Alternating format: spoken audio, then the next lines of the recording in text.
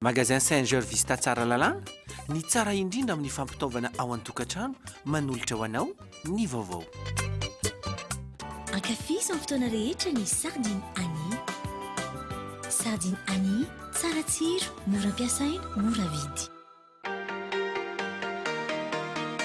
Soka Vitre, le spécialiste de la menuiserie en aluminium, des volets roulants, des vitres et des rideaux métalliques. Va au shampoing, sardine Annie, Soka Vitre, manultano ni vaovao.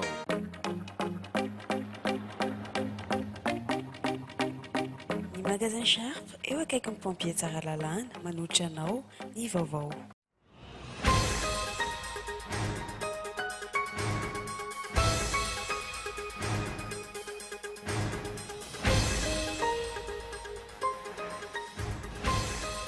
Tamin'ny fitora sy 10 minitra teo no ny farana fivoriana teny Ivato androany.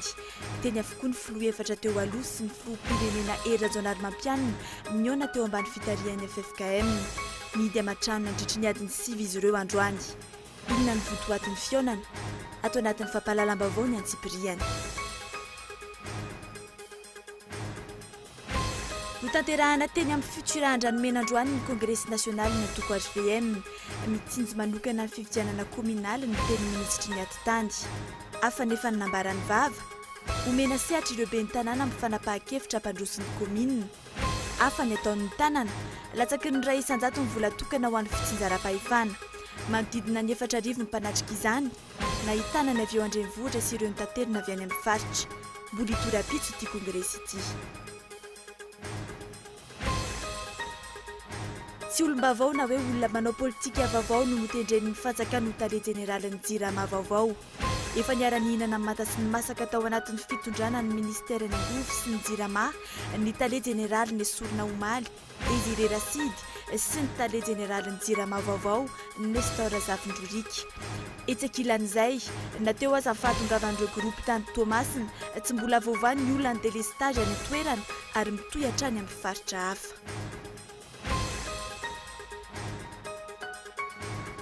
Misy paikady vaovao entin'ny brigade anti-piratage entina iadina amin'ny Osika. Iena 500 ny vidin'ny CD original amin'ny volana martsa 2024. Matahotra ny ho maty antoka, indrindra fa amin'ireo sanganasy efa ela mivarotra CD original. Ny pirata etsy andaniny memparitaka ary milaza ny amin'ny mivarotra ihany ireo mpivarotra izany. Any ivelany kosa indray, any Rosia, matoky tena ny filopotina fa mahavita hitazona ny toe-karena sy ny sandany roble ho maro toerana ao anatin'ny taona. Etsy andanin'izay, miantso ny filopotina ny vondrony Europeanina anova ny fomba fiasany, indrindra ny mikasika ny rarany Crimée.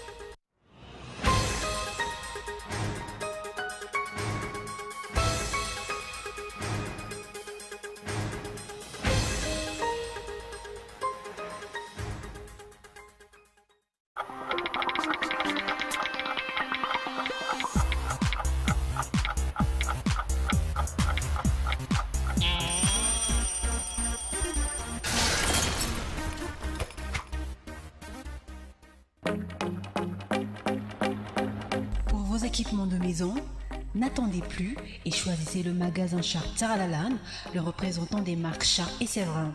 Sharp propose toute une gamme de congélateurs, réfrigérateurs, lave-vaisselle, machines à laver et divers types de petits électroménagers. Pour tout achat d'un appareil Sharp, le magasin offre une garantie de 12 mois. Sharp, idéalement vôtre.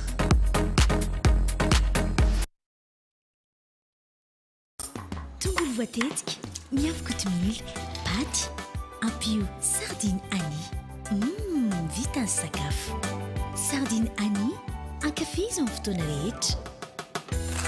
Mofo mikarepoka, tetika voatabia. Ampio sardine Annie. Vita ny sandwich. Ankafiziny amin'ny fotoana rehetra ny sardine Annie. Sardine Annie, tsara tsiro, mora ampiasaina, mora vidy.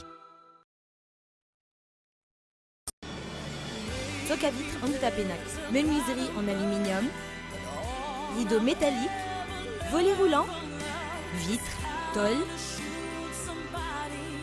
Du 15 au 31 décembre, moins de 10% sur les menuiseries en aluminium, rideaux métalliques et volets roulants. Soka Vitre en route à peine 020 22 682 28 033 11 256 63. Soka Vitre en route à peine. Très sincèrement à votre service.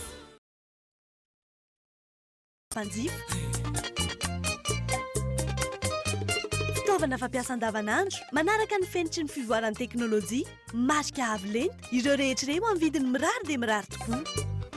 Tonga avaingana raha mitsidika ny magasin Saint-Georges Vista Tsara Lalàna sao taraiky eo Magasin Saint-Georges Vista Tsara Lalàna, garantie et service après-vente assuré. Efa fety sahady eo amin'ny galerie Sivy ary arao tiaro ny fiainam-bidy. Misy ireo entana manaraka ny teknôlôjia avo lenta, alarme sy vidéosurveillance, ordinateur portable, imprimante, consommable informatique, tablette, téléphone naïka farany, fahitalavitra, appareil photo sy caméra, ampli baffle sy izay rehetra mety électroménager.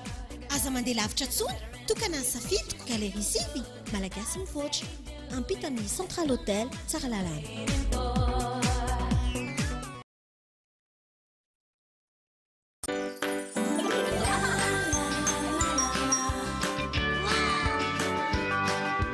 Pour mieux vous hydrater, Vitalo. Oui, maman, c'est Vitalo. Oui, c'est Vitalo.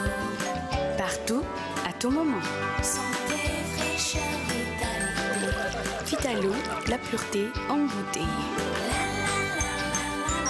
Vitalo, la vitalité au naturel. Mon nom, c'est Vitalo.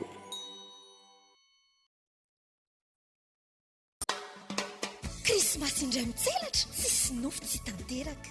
Andao afozina daholo ny atao tokantranontsika rehetra e. Ny télé ovaina an'le smart TV LED amin'izay sady azo anaovana internet. Lecteur ovaina an'le HD. Frigo atao amin'le ngeza. Ny cuisinière gaz atao amin'le misy lafaoro. Ny ampli baffle andizana amin'ny farany taona. Ekene ary multirobot sy ny batesy to adinao. Promotion tsy misy to azy nge zao amin'ny Conforama e. Hatramin'ny groupe électrogène. Ka iza ny tsoany. Conforama Tsara Lalàna mirary fety sambatra ho anao.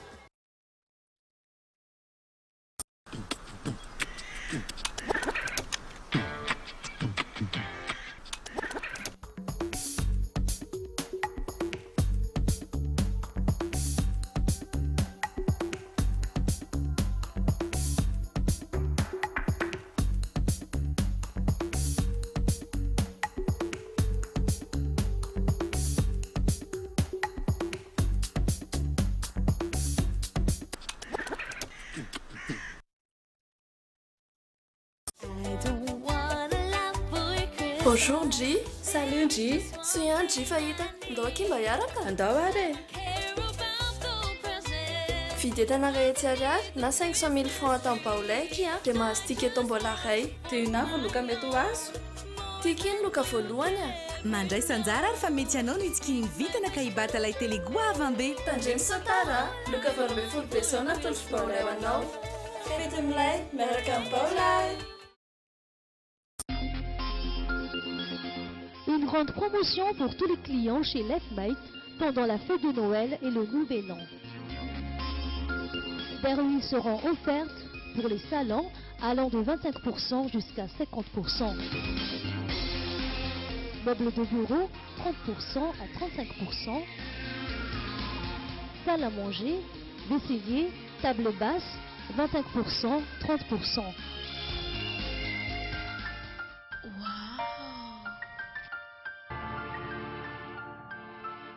Lefmet, Anoussat. Cool TV, Cool FM vous présente Carol's Live 2014. Chantons Noël ensemble avec Marian, Shine, Mage 4, Randra Tail, Joseph Taff, Agrad Skies, TGC, Meva Gospel, Camerata, APF, Ritzby Diran, Afafi, No Comment Crew, au CCI VAT, le dimanche 21 décembre à partir de 15h. Carol's Live 2014, un spectacle haut en couleur avec nos finalistes du concours Carols. Ouverture des portes à partir de 13h. Sono et lumière, Titan. Partenaire, Irec Studio, Cristalline, W Click Studio. Partenaire média, Madagascar Matin, La Vérité, Innan Vavao. Sponsor, Baolai. Prix d'entrée, 5000 arias. Carols, chantons Noël, ensemble. Infoline, 034 07 888 04.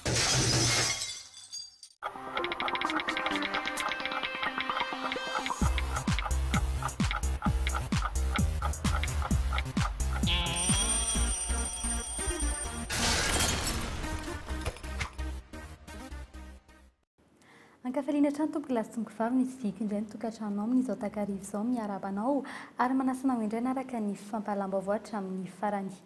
Vaovao ifanandrasan'ny maro hatramin'ny maraina teo mikasika ny fihainana tampony izay notanterana tetsy Vato avotsitra mialoha ny farantaona ny filoha aloha Marc Ravalomanana toy izany ihany koa ireo gadra politika rehetra. Ireo no hevitra tapaka tamin'ny fihainana tampony notariany FFKM androany tetsy amin'ny hôtel 5 étoiles tetsy Vato mbola miverina ny Antsiranana kosa ny filoha aloha Marc Ravalomanana miandry ny dinga ny famotsorana azy.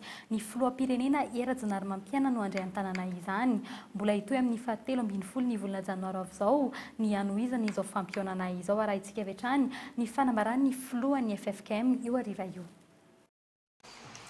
Izahay izay nivory teo ambany fitareny FFKM mateto amin'ny CCI Vato dia manambara fa ilaina ny fiarovana ny tombon-tsom-bahoaka ary didin'ny fanjakana izany.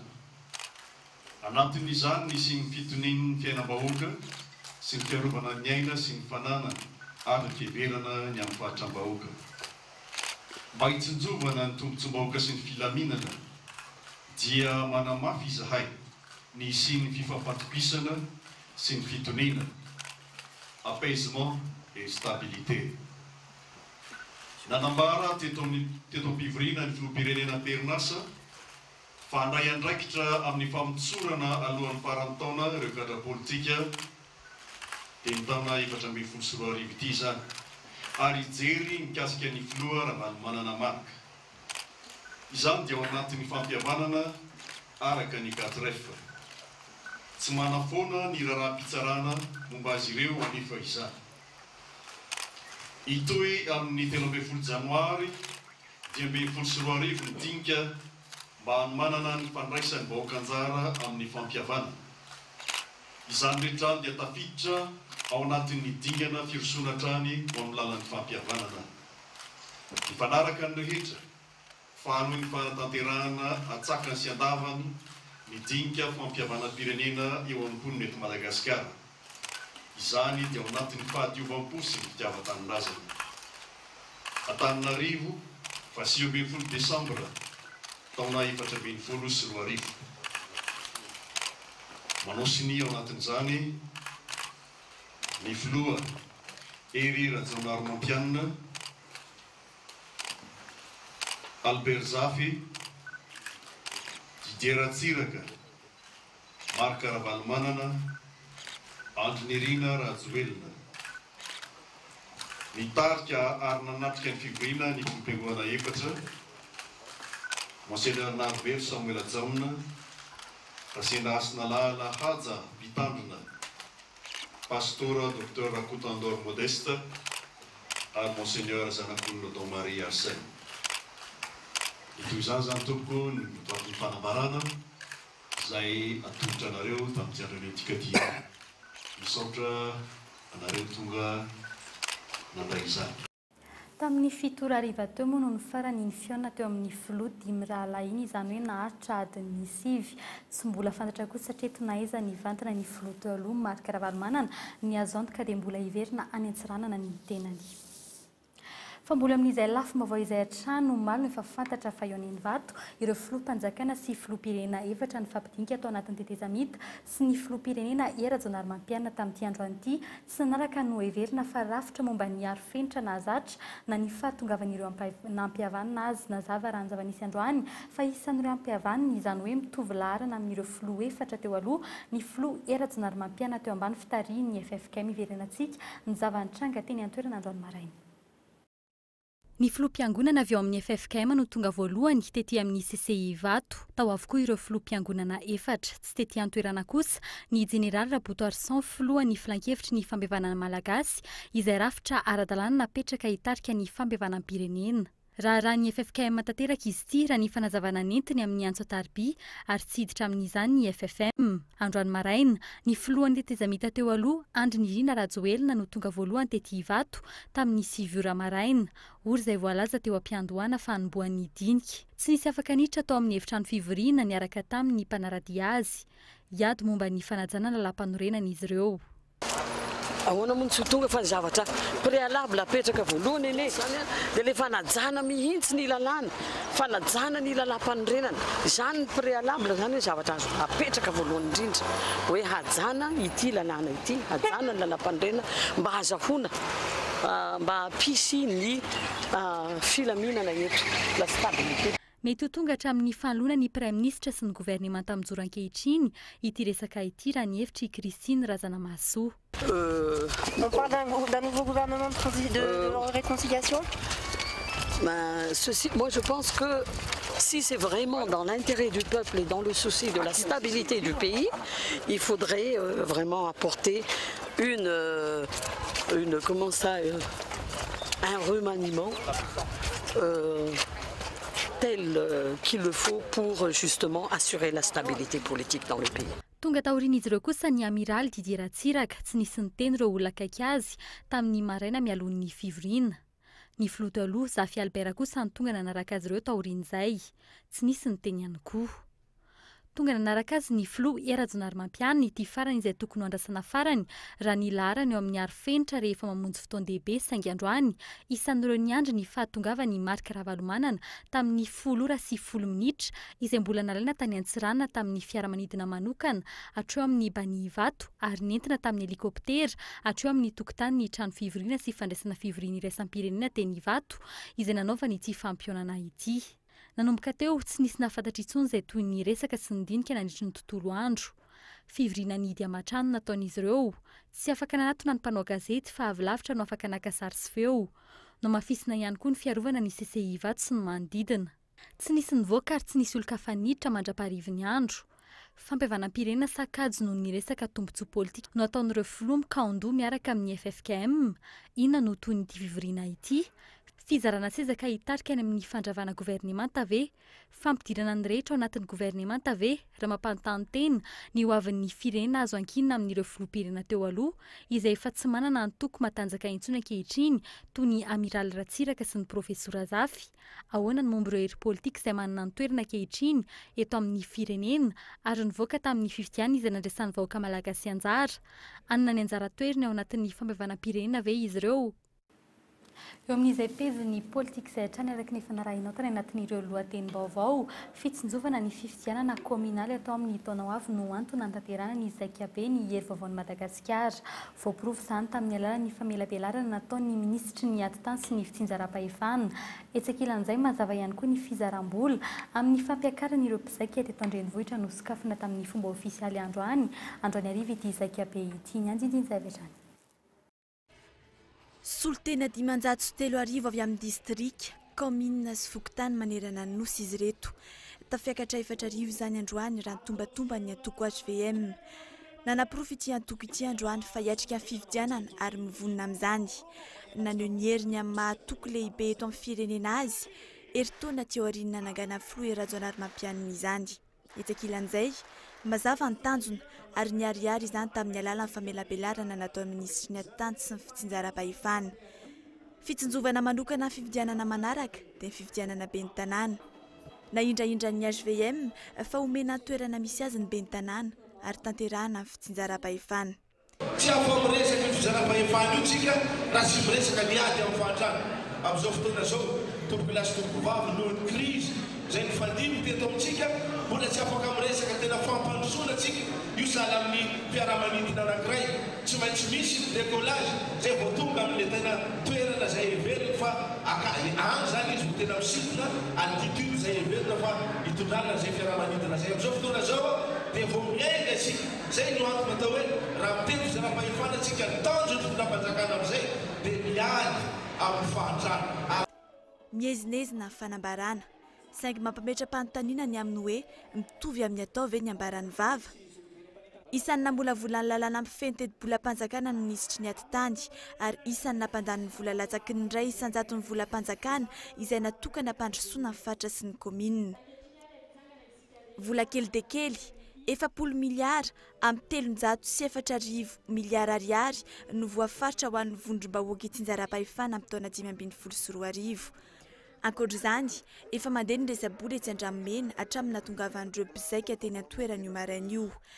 Fantaminana zany teo amin'ny délégué district dia reny zany niantoka ny frais fa misy ihany koa malala-tanana zany mba nanome vola dia misy ihany koa zany sara sitrapoa niantoka ny tenany.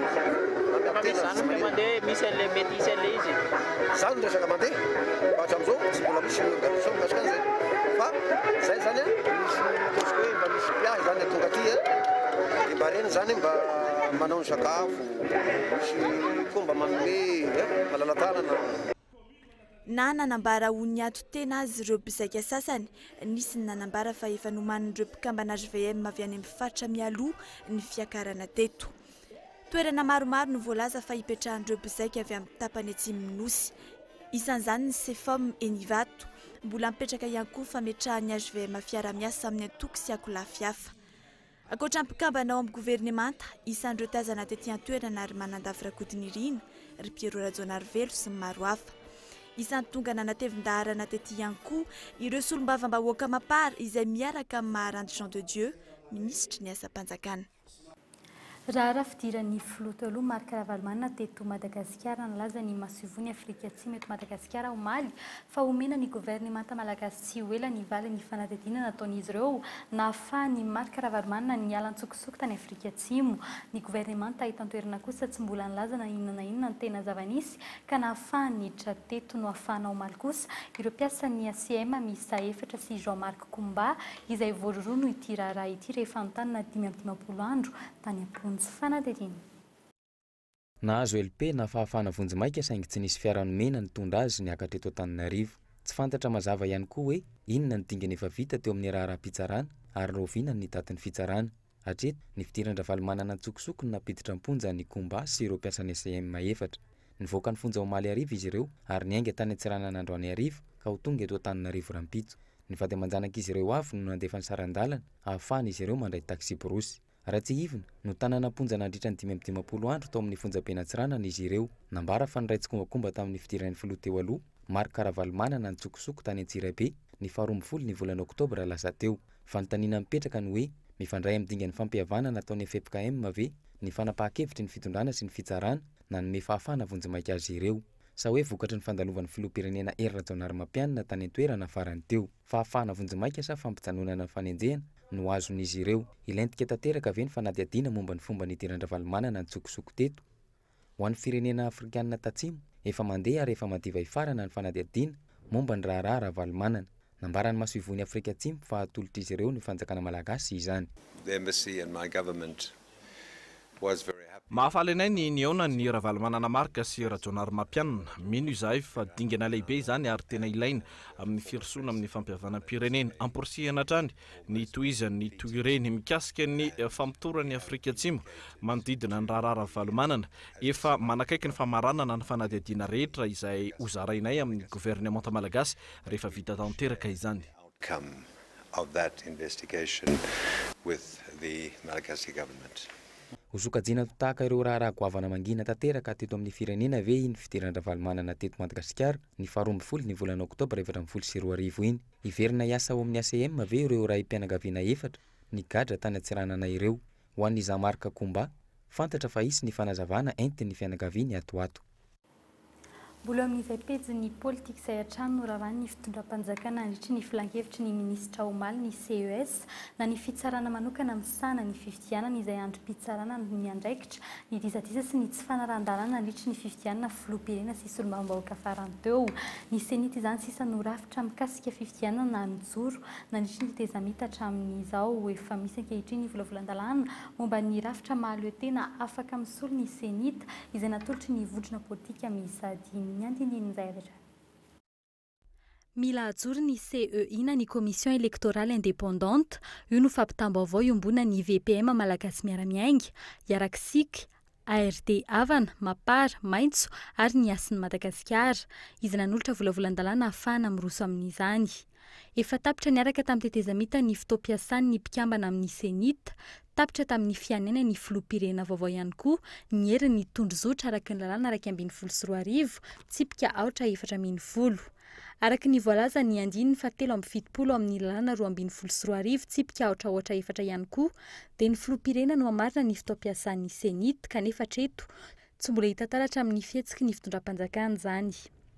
Tsy mbola nanolotra volavolan-dalàna momba ny rafitra solon'ny senita ny fitondrana rajonarymampianina herintaona ty aorian'ny joroany mbola tapa-kevitra nankina ny fifidianana amin'ity rafitra ny tetezamita ity hatramin'roviana ny ekipan'ny filoham-pirenena.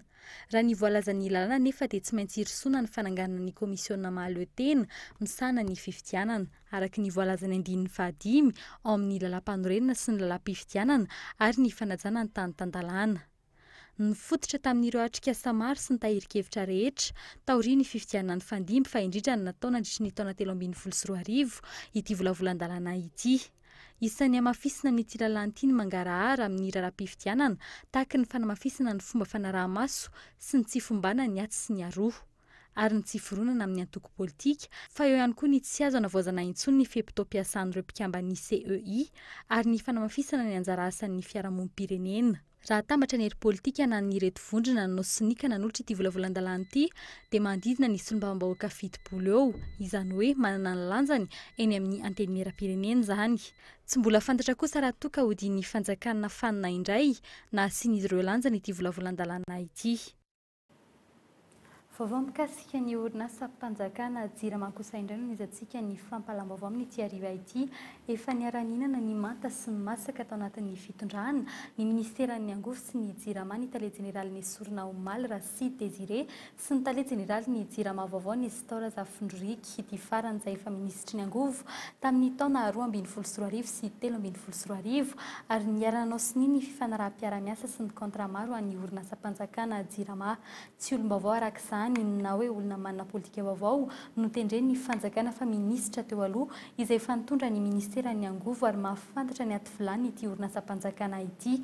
Etsaka ilan'izay nateo aza ny fahatongavan'ireo groupe tany Toamasina tsy mbola vaovao ny olany délestage ny antoerana ary mitohy hatrany amin'ireo faritra hafa. Nadidina hoentiny Michel Ranardzon. Tsy misy olon-kafa mihitsy hoe mahafeny orinasa Jirama tsy misy teknisianina afaka miady ho an'ity orinasa mpanjakana ity ve teo anivon'ny orinasa Jirama. Inona no afenina sa inona no totofana? Ministry ny angovo teo aloha efa niara-niasa tamin'ny Désiré Racide ihany no notendrena ho tale jeneraly vaovao. Tsy maintsy ahodikodina amin'ireo olona efa atao ihany ve ny fanarenana ity orinasam-bahoaka ity.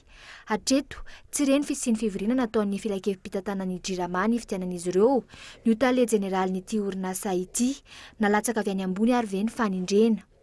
Roa volana ty aoriana nanolonan'ny ministry ny angovo tsy mbola hita mazava izay vahaolana nentin'ny fanjakana amin'ny resaka délestage. Nateo aza ny fahatongavan'ireo groupe vaovao tany Toamasina. Raha ny fanadidina natao mbola mitohy ny délestage any antoerana maharitra adiny enina izany ao anatin'ny iray andro. Etsy ankila ny fantatra fa efa nanomboka ihany koa ny audit eo amin'ny orinasa Jirama. Tepoka roa mazava ny votoatin'izany audit izany ny resaka vola ny ampiasaina rehetra tao amin'ity orinasa mpanjakana ity sy ireo kontra rehetra nandalo tao. Manomboka antsika amin'ny fanatsarana fitantanana ny Jirama. Fanatsarana fitantanana Jirama dia efa misy audit izay efa natomboka. Dia efa voalaza hatramin'izay ilay audit izany dia processus anankiray dia efa manomboka izy amin'izao fotoana izao fa ho hitantsika amin'ny fotoana mamety azy ihany ny vokatra ilay audit. Inona moa no atao audit? Dia ny fijerena hoe ny vola rehetra nampiasany mifanaraka amin'ny tokony izy ve ary anisan'izay koa ilay contrat natao ve mifanaraka amin'ny tokony izy. Izay aloha ny zavatra maika indrindra fa amintsika amin'ny teny izao dia efa ao anatiny isika. Anao ahoana ny mangarahara amin'ny tsirara ity fianadadian'ity bureau maharitra ity izay mijanona ho tsy ambara telo tanteraka. Fanontaniana maro no mipetraka ankehitriny. Anao ahoana ny toyny, inona no iova? Hatreto aloha tsy misy vahaolana maharitra raha ny resaka délestage izay olana tsy ahitankonana intsony. Lafim-baovao afa-tanteraka kosa indray ena 5,100 ny vidin'ny CD original ny volana martsa 5,24 paikady vaovao entin'ny brigade anti-piratage ho entina iadina amin'ny osika izany hatreto mbola rakotra mpivarotra CD osika ny eny an-tsena ireo mpivarotra CD original kosa izay matahotra ny ho faty antoka indrindra fa amin'ireo sangan'asa efa ela ny lazany noho ny fivarotan'izy ireo andavanandro toy ny isan'andro anefa ireo mpivarotra CD piraty fanadihadiana. Eninandro tsy ahatongava ny fetin'ny krismasy toy izao no hita ety an-tsena. Bizina tena mandeha amin'izao ankatoky ny fety izao ny fivarotana CD. Raha ny hita ety an-tsena CD piraty na CD osika no mameno 8,100 ny tsena. Nanomboka ny volana aprily lasa teo CD osika mahery ny 2,4 alina no efa nidoran'ny brigade anti-piratage teto Antananarivo. Ny tsikaritra eny an-tsena anefa tsy mitsaha mitombo ireo mpivarotra osika. Tsy matahotra zay raha misefa be da be no mivarotra piraty fa tsy izay rery. Ny mpanakanto koa raha zao raha mora zao dia efa mivarotra piraty be da be ny artista zao no mivarotra piraty mandehandeha koa raha ny azy. Paikady vaovao indray ny kasain'ny brigade anti-piratage apetraka manomboka ny volana marsa 2022. Ena 5,100 avokoa no vidin'ireo CD original. Izany hoe ireo izay namidy 5,000 ariary ho lasa 502 ariary. Fiaraha-miasa ny mpanakanto sy misy opérateur économique zany vitsivitsy io zavatra io. Zany hoe ny zavatra atao dia tsotra fotsiny rehefa mivoaka ny CD original dia amidiny zareo amin'ny vidiny izay afaka mifaninana amin'ny vidiny piraty. Dia zany hoe zany raha ny lojika ny zavatra dia hena be mihitsy ny vidiny CD original ka tsy hisy antony intsony tokony hividianan'ny olona, hividianan'ny mpanjifa ny CD piraty. Zay zany ezaka atao. Raha ho an'ity fivarotana CD original ity sangan'asa maherin'ny 5,000 no amidin'izy ireo ato. Ao ireo sangan'asa malagasy, ao ihany koa ireo sangan'asa vahiny. Tahiry nanomboka ny volana Jona teo no mbola hitato, ankoatry ireo sangan'asa vaovao.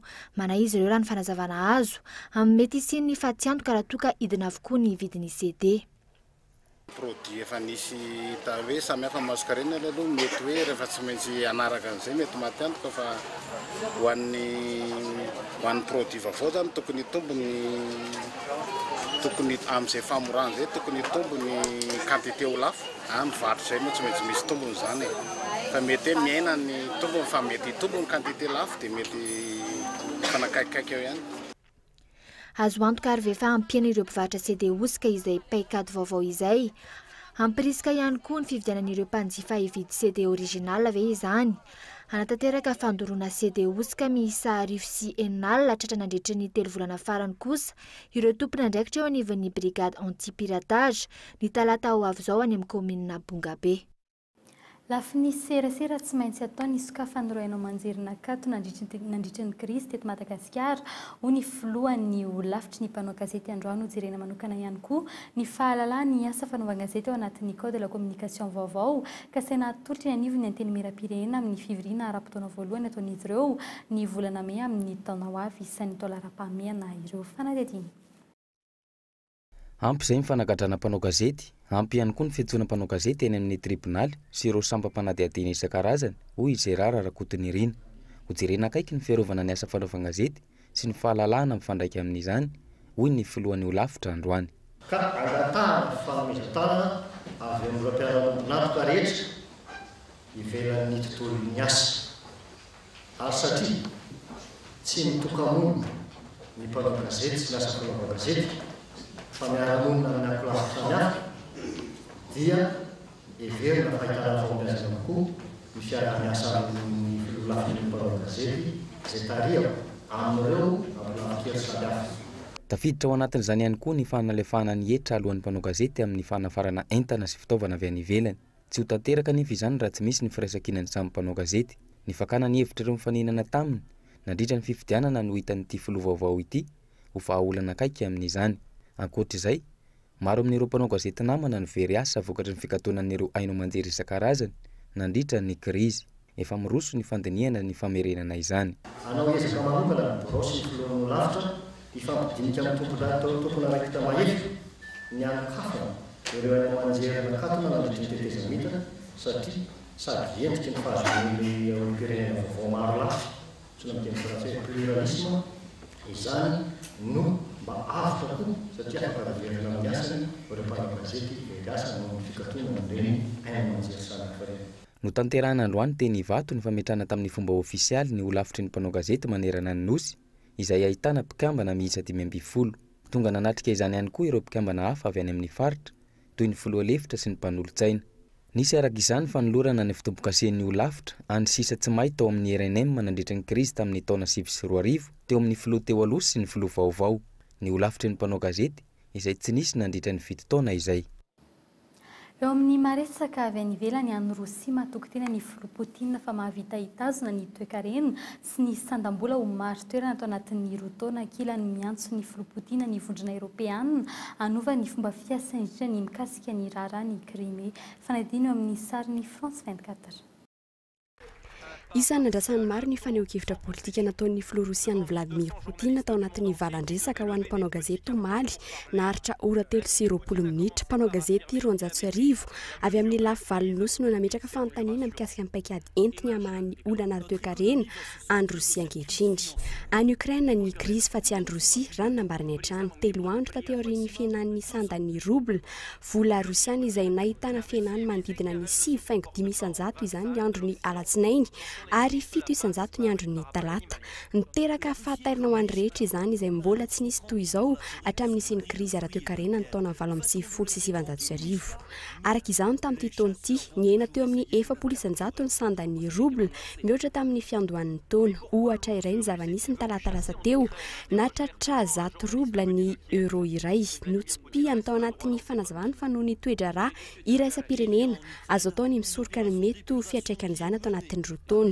Ohatra ny ampiakarina ny arkarena faobe ho ohatra faingo 9 isanjato tamin'ity taona ity voafeo 5 isanjato ihany koa ny tany tsy fananan'asa ary amina miliara maromaro no efa tahiry eo amin'ny banky fobe ny Rosia ankehitriny ho fiatrehana ny mety iverenan'ny krizy ara-toe-karena. Tsy maintsy atrehana ny zava-misy ankehitriny indrindra ny vidin'ny solotany iratandry. Vonina ny Amerika ny fanamby ity filoha ity ary ilaina faharetana izany raha ny hevitra ny Prime Ministre Dmitry Medvedev. Raha ny famakafakana natao tsy hanovan'ny politika mpitantanina hatramin'izay ny filoha Putin na ny fomba fijerina raharaha ankehitriny indrindra ny ao Crimée.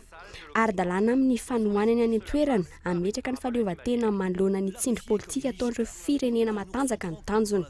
Isan'ny naneho ny heviny taoriana ireo ihany koa ny masy ho vahiny tao amin'ny fihaonana tapony ny vondrona Europeana atao Bruxelles vahaolana ho azy ireo ny anovan'ny filoha Putin ny fomba fiasany notsindriny fa misy akony teo amin'ny fiainan'ny sandan'ny ruble ny sazony men'ny firenena 20 any Rosia. Mbana ny lafi ny politika tamin'ny tian'io ity noho ny fitrangany ny fionana tapony tetsy Ivato avotsitra alohan'ny farantaona ny filoha Marc Ravalomanana toy izany ihany koa ireo gadra politika rehetra ireo no hevitra tapaka tamin'ny fionana tapony ho tanterahiny FFKM androany nilaza ny masovony Afrika Atsimo eto Madagasikara omaly fa omena ny gouvernemanta malagasy tsy ho ela ny valin'ny fanadidinana nataon'izy ireo nahafahany Marc Ravalomanana ny alan-tsokosoko tany Afrika Atsimo. Efa misy ankehitriny ny volavolan-dalàna momba ny rafitra mahalo tena afaka misolo ny senita izay natolotry ny vondrona politika miisa 5 ny VPM malagasy miara-miainga hiarakisika RD havana mapara maitso asy ny Madagasikara. Fitsinjovana ny fifitianana kominaly kosa izay atao amin'ny taona ho avy no antony naterahany Zakabe ny hery vaovao ny Madagasikara. Dia izay koa no entina manakatona ny fampalam-baovao amin'ny teny malagasy tamin'ny tian'io ity. Isoraka hatrany ianao nanaraka izany hatramin'ny faramamy fotoananao indray raha mpitsy tahaka izao veloma toko.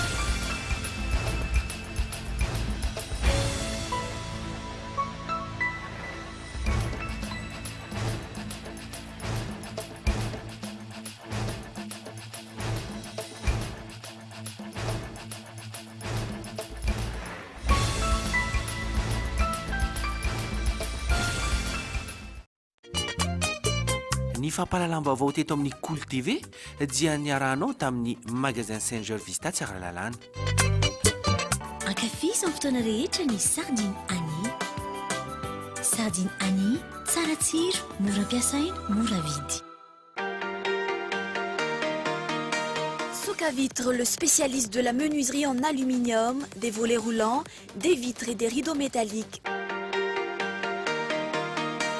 Ny fampahalalam-baovao ny Cool TV dia niarahanao tamin'ny Vao Shampoing, Sardine Annie, Soka Vitre.